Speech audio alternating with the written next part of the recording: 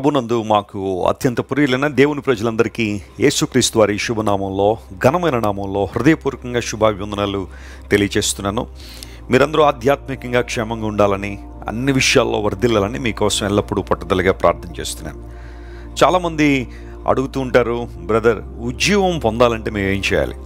మా సంఘాలు ఉజ్జీవింపబడాలంటే, మా కుటుంబాలు ఉజ్జీవింపబడాలంటే, మా వ్యక్తిగత జీవితాల్లో ఉజ్జీవాన్ని చూడాలంటే ఏం చేయాలని చాలామంది అడుగుతూ ఉంటే, ఉజ్జీవాన్ని నువ్వు చూడాలంటే దేవునికి సంపూర్ణంగా అవకాశాన్ని ఇవ్వాలి.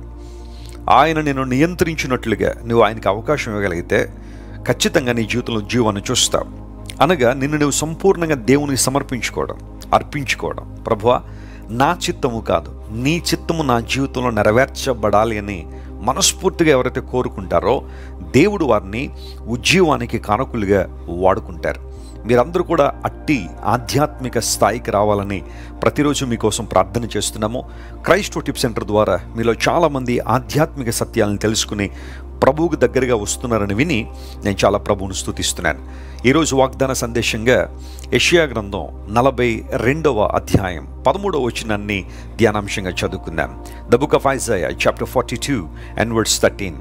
యెహోవా శూరుని వలె బయలుదేరును, యోధుని వలె ఆయన తన ఆసక్తిని రేపుకొనును, ఆయన హుంకరించును, తన శత్రువులను ఎదిరించును, వారి ఎదుట తన పరాక్రమం కనుపరుచుకొనును. ప్రైజ్ ద లార్డ్, హల్లెలూయా. దేవుడు శూరుని వలె బయలుదేరతాడట. ఎంత చక్కని వాగ్దానం ఇది. తన శత్రువుల మీద విజయాన్ని ఇచ్చే దేవుడు ఆయన హుంకరిస్తున్నాడు, తన ప్రజల పక్షంగా ఆయన నిలబడుతున్నాడు. ఈరోజు శత్రు బాధతో బాధపడుతున్నావా? శత్రువులు ఎక్కడో లేరండి, వెస్లీ గారు మా ఇంట్లోనే ఉన్నారండి, లేదా మా ఇంటి చుట్టూనే ఉన్నారండి, మా బంధువులు స్నేహితులే బద్ధ శత్రువులుగా తయారైపోయారండి అని బాధను అనుభవిస్తున్నావా? ఈ వాగ్దాన సందేశం వినే సమయానికి కూడా ఒకవేళ శత్రు బాధతో నువ్వు వేదన పడుతూ ఏ విధంగా వారిని జయించాలన్న ఆలోచనలు ఉంటే దేవుడు నీతోనే మాట్లాడుతున్నాడు. ఆయన నీ పక్షంగా శూరునిగా ఆయన బయలుదేరుతున్నాడు. నమ్ము ఈ వాగ్దానాన్ని. శూరుడు అన్న మాట, లేదా ఇంగ్లీష్లో మైటీ మ్యాన్ అని ట్రాన్స్లేట్ చేయబడింది. హిబ్రూలో గిబ్బోర్ అనే పదం ఉపయోగించబడింది. గిబ్బోర్ అనగా మైటీ మ్యాన్ అంటే బలవంతుడైన దేవుడు. శూరుడు అన్న మాటకు మైటీ మ్యాన్, బలవంతుడైన దేవుడు. అండ్ వాలియంట్ మ్యాన్ అనగా ఆయన పరాక్రమం కలిగిన వాడు అనే మాటలు గిబ్బోర్ అనే మాటకు ట్రాన్స్లేషన్గా మనం చూస్తాం. అనగా మన దేవుడు పరాక్రమవంతుడు. యాకోబు కొలుచు పరాక్రమవంతుడు అని లేఖనాల్లో ఆదికాండంలో మనం చూస్తాం. యాకోబు అనే దైవజనునికి తెలుసు తన దేవుడు ఎలాంటి వాడో, ఆయన పరాక్రమం కలిగిన వాడని యాకోబు గుర్తించాడు. బైబిల్ గ్రంథంలో అనేక మందిని దేవుడు పరాక్రమవంతులుగా ఆయన పిలిచాడు, లేదా వారిని తీర్చిదిద్దాడు. బలహీనులైన వారిని బలవంతులుగా దేవుడు తీర్చిదిద్దాడు. ఎందుకు అంటే అది ఆయన లక్షణం. ఆయన బలవంతుడు గనుక, పరాక్రమవంతుడు గనుక బలహీనులైన వారికి దేవుడు ఊతమిచ్చాడు. యెషయా గ్రంథం 9వ అధ్యాయం 6వ వచనం మనందరికీ తెలిసిన వాక్య భాగంలో ప్రభువైన యేసుక్రీస్తు వారిని గురించిన ఒక ప్రవచనం, మెస్సియాను గురించిన ప్రవచనాన్ని అక్కడ మనం చూస్తే ఆశ్చర్యకరుడు అని, ఆలోచనకర్త అని, బలవంతుడైన దేవుడని, నిత్యుడగు తండ్రి అని, సమాధానకర్తయగు అధిపతి అని పేరు పెట్టబడును అని ఒక ప్రవచనం యెషయా అనే దైవజనుడు యేసు ప్రభువారి లోకంలో పుట్టక మునుపే 700 సంవత్సరాలకు పూర్వమే దైవజనుడు వెల్లడి చేశాడు పరిశుద్ధాత్మ శక్తి ద్వారా. పేతురు భక్తుడు అంటాడు, బైబిల్లో రాయబడిన ఏ ప్రవచనం కూడా మనుష్యుని యొక్క ఊహను బట్టి కలగలేదు, కానీ వారు పరిశుద్ధాత్మ ద్వారా ప్రేరేపించబడిన వారే పలికారని. అందును బట్టి అవి చరిత్రలో వాస్తవంగా నెరవేర్చబడ్డాయి. బైబిల్ గ్రంథాన్ని చాలామంది తక్కువగా అంచనా వేస్తారు, కానీ బైబిల్ గ్రంథంలో రాయబడిన ప్రవచనాలు అక్షరాల భూమి మీద ఎన్నో నెరవేరాయి, ఇక ముందు కూడా నెరవేరబడబోతున్నాయి. ఎందుకంటే దేవుని మాట ఎప్పుడు అబద్ధం కాదు. ఆయన ఎప్పుడు కూడా జరగని మాటలు చెప్పలేదు.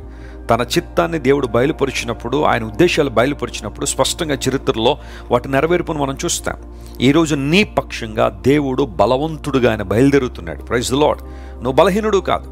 కొన్నిసార్లు ప్రజలు నీ బలహీనతను చూసి నవ్వుకుంటున్నారేమో, నీ బలహీనతను వాళ్ళు క్యాష్ చేసుకోవడానికి ప్రయత్నం చేస్తున్నారేమో, నీ నిస్సహాయతను, నీ హోప్లెస్నెస్ కండిషన్ని చాలామంది తమకు ప్రయోజనకరంగా, లాభకరంగా మార్చుకోవాలని ప్రయత్నం చేస్తారేమో. కానీ just believe, God is on your side. ఆయన నీ పక్షంగా బలవంతుడుగా నిలబడ్డాడు.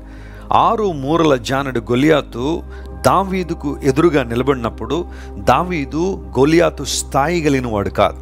ఏ విషయంలో కూడా గొలియాతుకు సమానంగా దావీదు లేడు.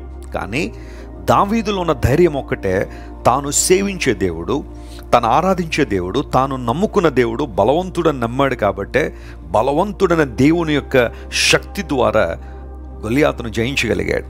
ఈ రోజున నీకు నాకు ఇవ్వబడిన ఆధ్యాత్మిక బలము, పరిశుద్ధాత్మ దేవుని ద్వారా మనకు అనుగ్రహించబడిన శక్తి ఎంత గొప్పది అంటే, శత్రు దుర్గములను పడద్రోయగలిగే యుద్ధోపకరణాలు దేవుడు మనకిచ్చాడు. Praise the lord. నువ్వు క్రైస్తవునివైతే, నువ్వు దేవుని బిడ్డవైతే, రక్షణ పొంది మారుమనసు పొంది దేవుని బిడ్డగా మార్పు చెంది దేవుని ఆత్మ ద్వారా నింపబడిన వ్యక్తివైతే నీవు యుద్ధోపకరణాలు కలిగి ఉన్నావు. ఎందుకంటే దుర్గములను పడద్రోయగలిగిన శక్తి దేవునికి ఇచ్చాడు. ఇదే వాగ్దానాన్ని క్లెయిమ్ చేయండి. ప్రభువు నీ పక్షంగా నిలబడుతున్నాడు. తన శత్రువులను అణిచివేసే దేవుడు ఆయన.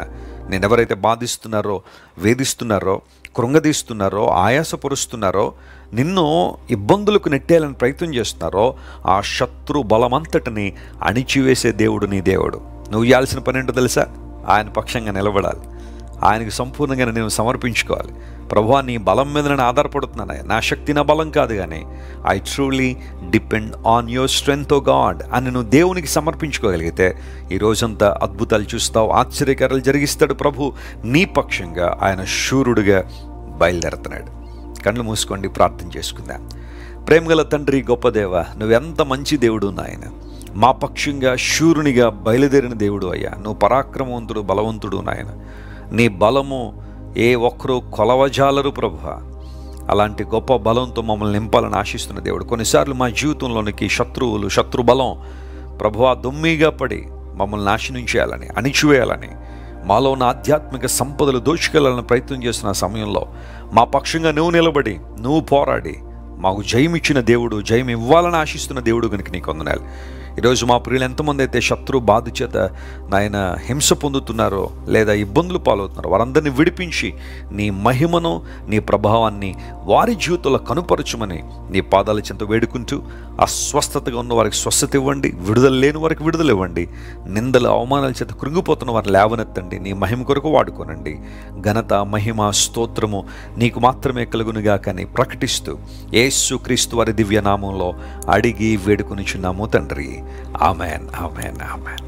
God bless you dear friends. Have a wonderful day.